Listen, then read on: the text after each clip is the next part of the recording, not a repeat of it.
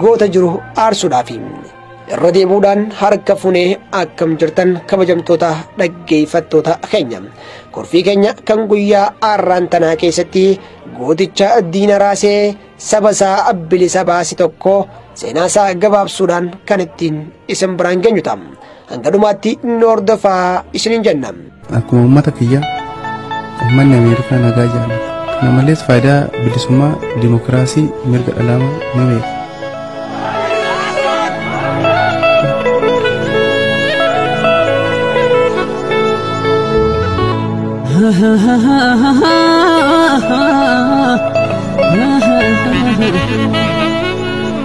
Nam sadiniya mani sadi malibiya mani ayye goota lolabiya mani gafarorobiya mani luina malibiya mani ayye jagna garo tarase haritu mana base ayye goota dina dachase kana gazi harchase adam dimayo farse ayye akka jallo babura kana garawa mura maqaan jalqabaa yookaan dhalootaa Adam Ahmad Aliiti jedhama. Irra caalaan isaa garuu Adam Diimaadhaan beekama. Diina raasammoo maqaa qabsoo isaati.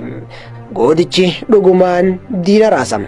Qabsoo isaa keessatti imaltuu fuula duraa leetoo uummata Oromoof lafee duwidaa tahee diina isaa falmee afaan waraabeeyyiitii ilmaan hedduu baase. Oromummaan barmiidhe gummaadha aadaa sabaaruu waan guddaadha. Okkaasaa ibsuun namummaadha of wallaaluun bargabrummaadha. Oromummaan barmiidhe gummaadha mirga ofii falmuu waan guddaadha. Aadaa isaa ibsuun namummaadha diinaaf ergamuun gabrummaadha. Ormummaadha gadhummaadha fuudha. Adam Diimaan bara 1970 godina Harargee lixaa aanaa Doobbaa gandaalii xiqqaa Araddaa Jannataatti dhalatee guddate. Bara jireenya isaa keessatti haadha manaa lama Nafiisaa Abbaasii fi Aaminaa Abdurrahmaan Jaaman waliin bultii ijaarratee ijoollee 9 dhiira 3 fi dubartoota 6 horateeti jira. Gootichi kun jireenya isaa fi maatii isaa caalaa jireenya saba isaa caalchifatee qabsoof erga manaa bahe hanga lubbuu isaa dabarsee kennutti galaana qabsoo daakaa jiraate. Qoonni sodaa hin qabne kan xiiqiidhaan guutame Adam Diimaa jechuu kooti. Jagna garo tarase haritu mana base ayye goota diina dachase kana gazi harchase adam diimayo farse ayye akka jallo babura kana garawa mura. Sirna hamaa dhala namaa akka beeyladaatti qalaa ture, dhala namaa boolla tokkotti awwaalaa ture. Sanaaf dhukkubbii ta'ee afaan qawwee isaaniitti qawwee garagalchee roorroo saba isaa irra gahaa jiru kamuu hin furadhu jechuudhaan ajjeesee wareegamedha. Adam Diimaan roorroo uummata isaa irra gahu kamuu nama hin fudhannedha. Lolee lolchiisee diina taa'ii fi kaayii wallaalchise. Gootummaa sabboonummaa fi oromummaa agarsiisee diina obsa dhorkee mataa gaqqabachiise. Kanaanis uummata isaa biratti maqaa diina raas jedhu gonfate.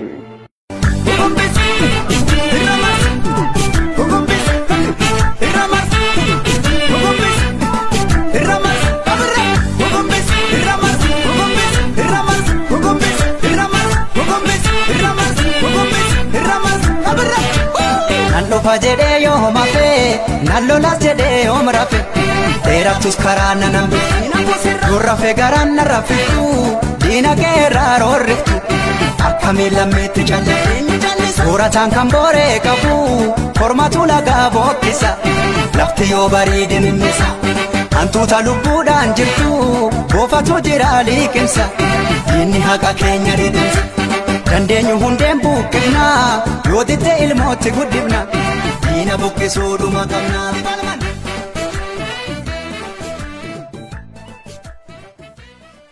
Adam Diimaan ija jabee isaa roorroo alagaaf sodaa hin qabnee fi hanga lubbuu isaa dabarsee lammii isaatiif kennuutti goota gahedha. Ajaja alagaa kamiyyuu nama hin fudhannedha. Ummata Oromoo kana lafarraa duguuguun karoora isaa kan ture gurmuun faashistii nyaaphaa wayyaanee waliin mormii diinaa gaggeessuun hedduu isaanii barbadeesseeti jira.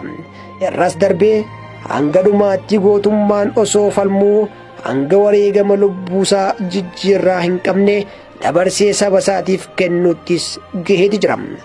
Adam Diimaan bara 1997 yeroo filannoo bara wayyaaneen korjoo hatte mootummaa wayyaanee waliin lola cimaa walitti banee loltoota wayyaanee danuu jilbiiffachiise.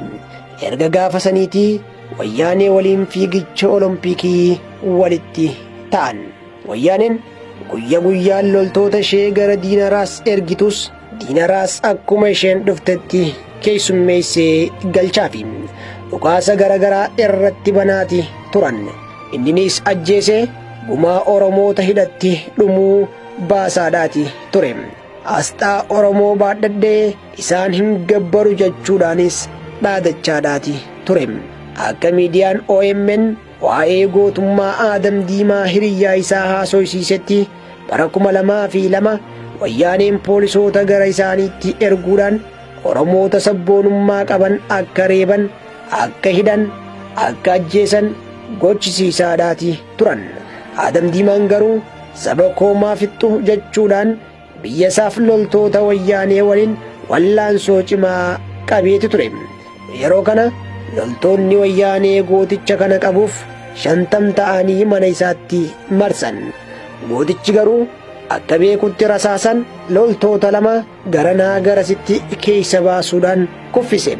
Kuffisees bahee biraa sokke. Loltoonni wayyaanee garuu iccitii mootamuu isaanii dhooffatanii battalumatti salphinaan imalan. Yeroo lammaffaafis humna jabeeffatanii xiiqiin itti deebi'an. Diinaraas har'aas tooftaa isaanii salphisee isaan gaggeesse. Adam Diimaan abbaa araddaas taasifameeti jira. Yeroo kanaas diinni ummata isaa akka hin cabsineef hawaasa meeshaalee hidhatanii loluu akka qaban barsiisaadhaati ture. Wayyaaneen humna qawweetiin amantuu bahaa fi gala isaa dhoowwatan. Gootummaa isaan baay'ee kan sodaatamu Adam Diimaan yeroo Oromoonni ergamtoota loltoota wayyaanee naannoo Sumaalee poolisii addaan ajjeefaman taa'ee ilaaluus hin dandeenye. Loltoota wayyaanee naannoo Sumaalee kana haleelee lafarraa duguuge. Oromoota isaatiifis gaachena ta'e. Dhumarrattis hawaasa isaa baraaree isaan boonse.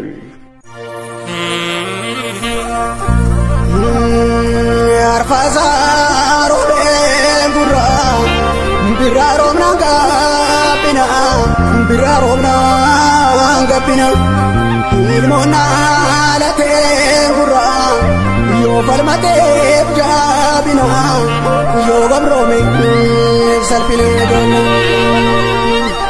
Ejersa karraa duraa yaasa qottooni murree yoodha karaa saamalee jira kaaqeerraa sikee yaasa gabrummaani bulee yoo bilisa. Tuura diddaa gabrummaa bilisoomuun baranuma.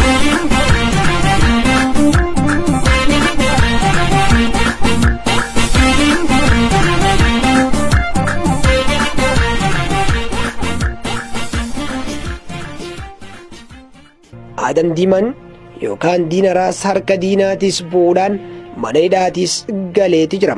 Haa ta'uu malee gootummaa fi onnee isaatiin mana hidhaa wayyaanotaa cabsuudhaan baheeti jira.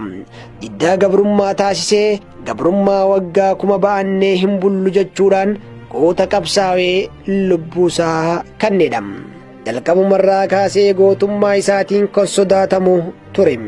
Gootichi Oromoo mootummaan wayyaanee haala adda addaatiin sossobee ofitti qabuufis yaalaadhaati ture. Inni garuu gonkumaa dantaadhaan kan bitamu ta'uu hin dandeenye. Adam Diimaan amajjii 26 bara 2009 weerartoota biyya isaa loltoota wayyaanee agaazii waliin lola cimaa taasiseen loltoota hedduu galaafatee hedduu isaanii madeessee ofii isaatiifis wareegamuudhaaf dirqame. Bara kana Oromiyaan haala wal fakkaataadhaan gootota garaagaraa dhabdeeti turte. Gootichi Shawaa Lixaa Jalduu Galataa Itichaa lukkuulee wayyaanee fixuun boodarra harka laate kaasuun ni danda'ama. Seenaa Galataa Itichaa guyyaa biraa kan itti geenyu ta'a. Gootota kanneen ammoo artistiin qabsaawaan Caalaa Bultumee gootummaa isaanii yeroo faarsuu akkas jechuudhaan faarsa ture. Jagna jagna raasee aariituu manaa baase, goota diina dachaasee kan agaazii harcaasee Adam Diimaa iyyoon faarse. Akka jalloo baaburaa kiyya garaan waamuram, kan garaan waamuru gooticha roorroo didee isa kuffisee kufu. Akka Galataa Itichaa sabaaf ta'uu riqichaa jechuudhaan faarseeti ture.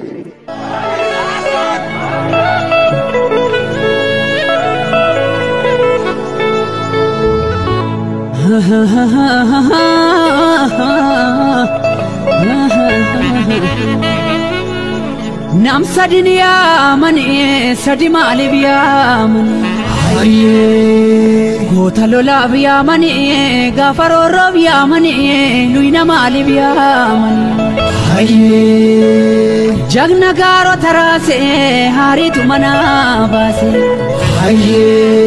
goota diina dachaasee kan agaazii harcaasee Adam Diimaa yoo faarse. Akka jalloo baaburaa kana garaa waamuraa gooticha roorroo didee isa kuffisee kufu. Akka Galataa Itichaa sabaaf ta'uu riqichaa. Hayyuu murtiif yaamanii gaafa heeraaf yaamanii wallaalaamaaf yaamanii. Gootaatu goota faarsaa riqicha saba isaaniif ta'uu addunyatti labse. Gootonni Oromoof wareegaman hin duune. Lafaa fi dhiigni isaanii ilmaan Oromoo miliyoonota keessa jira. Bara baraan seenaan qabsoo uummata Oromoo keessatti kabajaadhaan jiraatan. Kaayyoo wayyaaneen ilmaan Oromoo afaan qawweetiin bittee akka ija hin bananne gochuudhaaf yaalaa turteefis dachee magariisa uumama rabbiitiin qabbana taate tana saamanii addunyaa biraa biyya biraa ijaaruudha. Kanaaf ummata nagaa dachee isaarra jiraatu gabroonfachuudhaa fi saamutti tarsiimoo ajjeesuu, mana hidhaatti guuruu, beektoota biyyaa baasuu fi kan kana fakkaatan baafatte. Haaluma kaayyoo isaanii kanaan qabeenya gootichaa Adam Diimaas saamanii saamsisaniiti turan. Sangaa isaatis qalatanii nyaataniiti turan. Mana isaa saamtee qullatti hambiste. Maatii isaas rakkoodhaaf kudhaamte. Hawaasni Oromoo addunyaarra jiru kan inni ummata koo gabrummaatti hin gatu jedhee qabsaa'ee lubbuu isaa dabarsee kenneef gumaa isaa akka baasuu fi maatii isaa bira akka dhaabbatu abdii guddaadhaan qaba.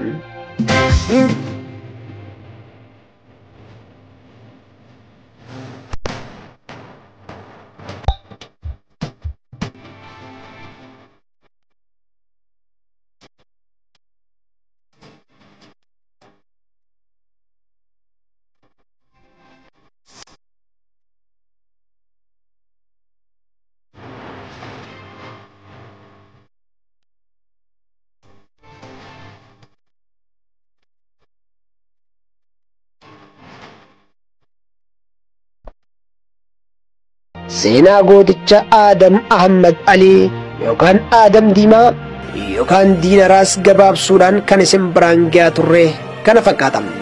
Adam Diimaan bara baraan seenaansaa dhalootaan ni kaafama. Isaaf ammoo lubbuunsaa haa jannatu jechaadha. Dhaloonni arra jiru Adam Diimaa irraa waa baratee falmatee mirga isaa akka goonfatu abdii qabna. goota dabre faarsuun kan jiru aarsuudhaaf akkuma jaamusan jechuudha. Kabajamtoota dhaggeeffattoota keenya torbaan kurfii biraatiin hamma wal arginutti warra torbaanii nu haa godhu. Qopheessaa fi seeneessaan Muraad Muhammadin ture. Kurfii kana fanitti fufanii isaa waliin turtii gaarii isiniin jenna.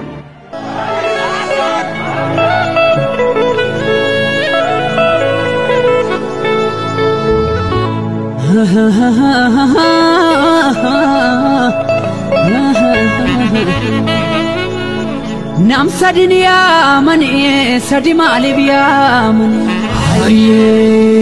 goota lolaaf yaamani gaafa roorroof yaamani nuyna maaliif yaamani jagna gaaro taraase haariitu mana baase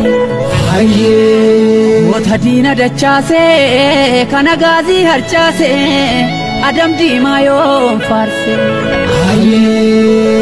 akka jalloo baaburaa kana garaawwaa muraa gooticha roorroo didee isa kuffisee kufu akka galataaticha sabaaf ta'uu riqicha hayyuu murtiif yaamanii gaafa heeraaf yaamanii wallaalaamaaf yaamanii fiigusni yaamanii olompikiif yaamanii gantuu maaliif yaamanii goota sabaaf dhaabbatu jagna sabaaf dhaabbatu bara baraan faarsa gaara gaara yaamanii laga laga yaamanii dheeratus gabaabbatus ilma abbaa yaamanii sabako ya Oromoo gaafa roorroon nammatte nufsi walii yaamani aannan bulee qammanaa jiraa dubbii naamana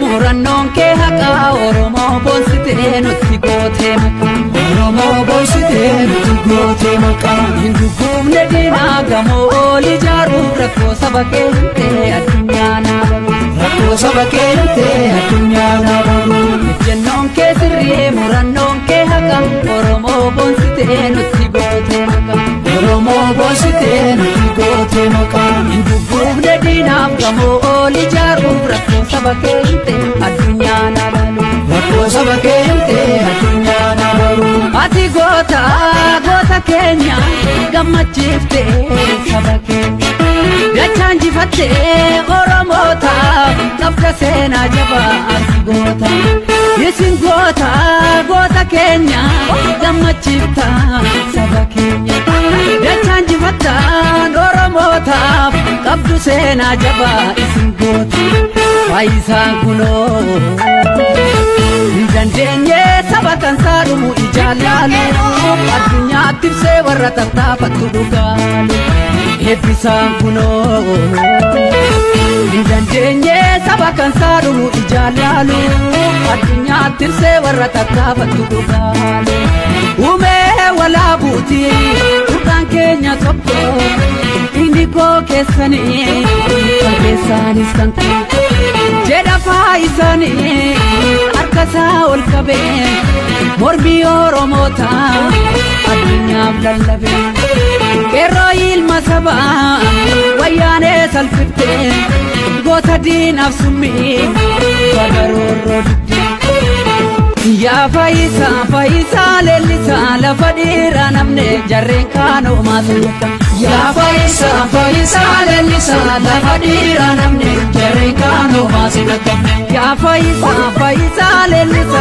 wayyaanee salphifte jagna maarii orrallisa yaa fayyisaa leellisa wayyaanee salphifte jagna maarii orrallisa tirraan binnu ittillee gurgurru ajjeefnee baafannaa alagaa hidhaatti nugu tirraan binnu ittillee gurgurru ajjeefnee baafannaa alagaa hidhaatti nugu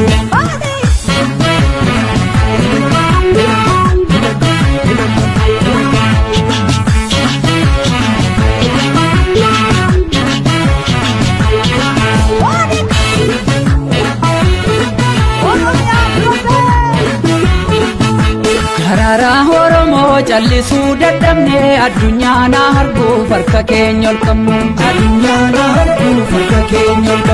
ofaasaan gammadu faayisaan ni jibbee diina keenya wajjin tumuun feene dibbe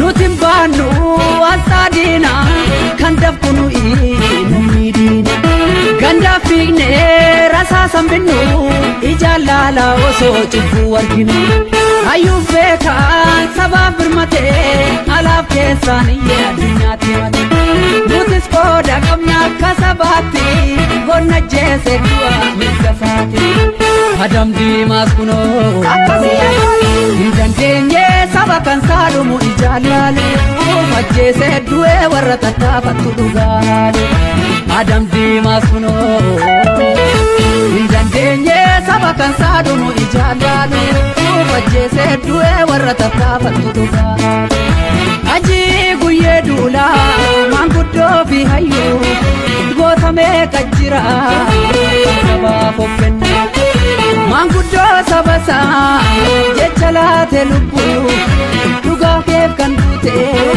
takkan goone cubbuu diinnukaan suuf jedhee sagalee uummataa hajii guyyee duulaa maanguddoo falmata ati wareegamtu seenaa si yaadata jira goon Oromoo maagee baafata yaa falmata biqila dhiirri dhiira jaallee jira yaa falmata biqila dhiirri dhiira jaallee jira yaa abbabaa biqila baay'een seenaa hojjetee yaa abbabaa biqila baay'een seenaa hojjetee yaa galata iticha wayyaanee urgufte reenfashii dallaatti yaa galata iticha wayyaanee urgufte reenfashii dallaatti yaa abbabaa biqila dhiirri dhiira jaallee jira yaa abbabaa biqila dhiirri dhiira jaallee jira yaa fayyisaa leellisa lafa dhiira namne jarreen kaanoo maasiyatan yaa fayyisaa leellisa lafa dhiira namne jarreen kaanoo maasiyatan yaa falmataatu jira dhiirri dhiira jaaluu biqila yaa falmataatu jira dhiirri dhiira jaaluu sinjira dhiirri dhiira jaaluu sinjira dhiirri dhiira jaaluu sinjira dhiirri dhiira jaaluu sinjira